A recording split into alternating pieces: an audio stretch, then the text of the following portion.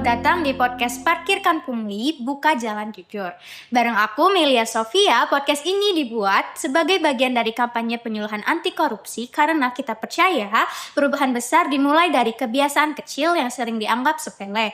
Nah, kita bakal ngobrol tentang masalah yang deket banget dengan kita semuanya di bagian parkir liar yang sering dianggap biasa, padahal ini adalah salah satu bentuk pungli yang sering merugikan banyak pihak. Hari ini aku kedatangan tamu spesial yang pernah jadi jukir liar dan sekarang sudah berhenti. Untuk berbagi cerita tentang pengalamannya, kita akan dengar langsung dari beliau kenapa memilih jadi jukir liar, bagaimana dunia ini bekerja, dan bagaimana beliau menemukan jalan yang lebih baik setelahnya. Mas, terima kasih udah datang di podcast ini. Boleh kenalan dulu? Halo Mbak Melia, saya Imron. Dulu itu sebagai jukir liar selama hampir 5 tahun, tapi sekarang saya udah kerja di dan juga udah berhenti jadi jukir liar. Oke Mas, buat pertanyaan yang pertama, Mas bisa ceritain sedikit tentang gimana awalnya Mas bisa masuk ke dunia perjukiran liar ini? Oke, awalnya sih emang karena keadaan, terus habis itu karena emang kita juga lagi butuh uang gitu kan, dan akhirnya tuh ada kayak teman yang ngajakin, dan akhirnya tuh kayak berjalan lama dan akhirnya terbiasa, akhirnya tuh ya jadi udah terbiasa masuk sistem yang salah sih. Waktu itu Mas sadar gak sih kalau ini termasuk bagian kepungli?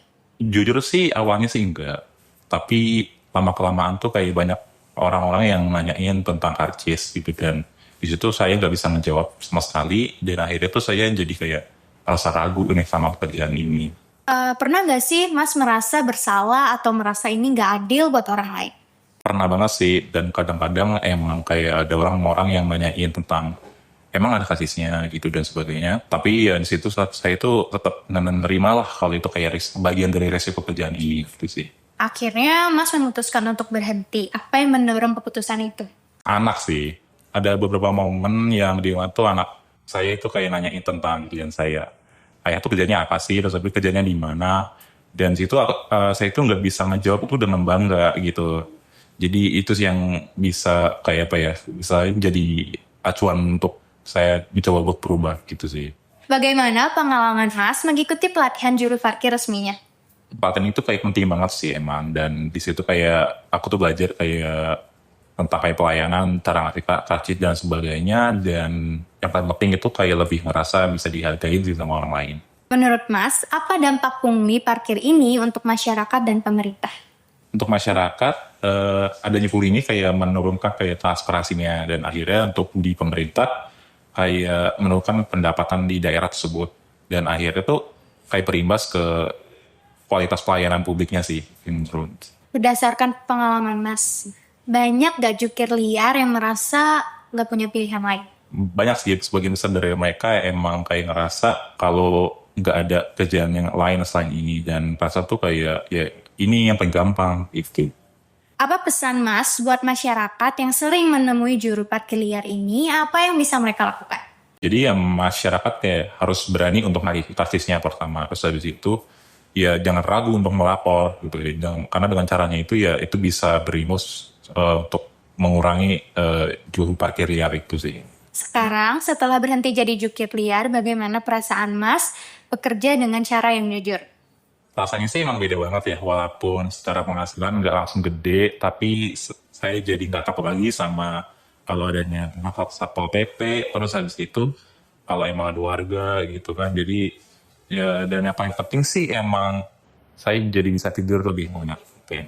Bagaimana Mas melihat perubahan dalam diri Mas sejak berhenti jadi jukir liar ya?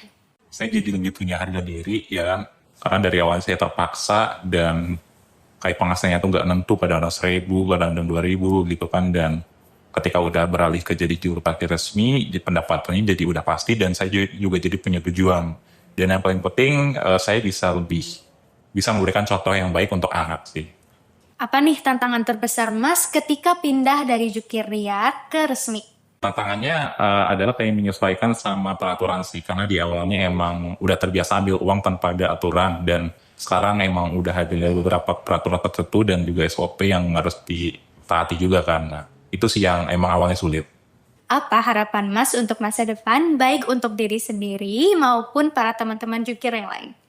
Ya, harapan saya sih kayak bisa semoga teman-teman jukir liar yang lain bisa mendapatkan kerjaan yang lebih baik dan gimana ya, karena emang pasti anak-anak mereka atau keluarga mereka pasti menginginkan kalau kalau orang tua mereka itu jadi apa ya, contoh yang baik di keluarganya. Jadi kita semua sih emang bisa berubah asalkan emang ada niat dan juga kesempatan sih.